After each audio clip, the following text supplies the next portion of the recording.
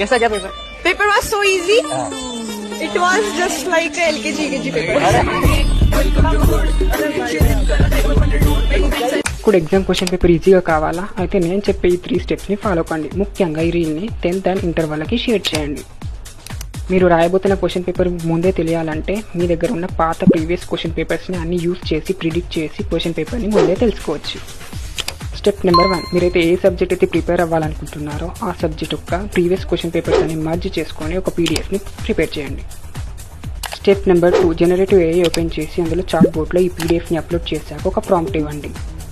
Prompt ఎలా ఇస్తారంటే ఈ పీడిఎఫ్లో ఉన్న క్వశ్చన్స్లో అన్నిట్లలో ఏవైతే కామన్గా ఉన్న క్వశ్చన్స్ సార్ట్ చేసి ప్రిడిక్ట్ చేసి అనలైజ్ చేసి ఇవ్వమని ఇలా ప్రాంప్ట్ అయితే ఇవ్వండి. స్టెప్ నెంబర్ 3, అది ప్రిడిక్ట్ చేసిన క్వశ్చన్ పేపర్ని అయితే మీకు ఇస్తుంది. అండ్ ఏ చాట్ బోట్ వాడాలనే ఒక డౌట్ అయితే ఉంటుంది. మీరైతే క్వీన్ 2.5 చాట్ బోట్ని అయితే వాడండి, అది మంచి రిజల్ట్స్ని ఇస్తుంది.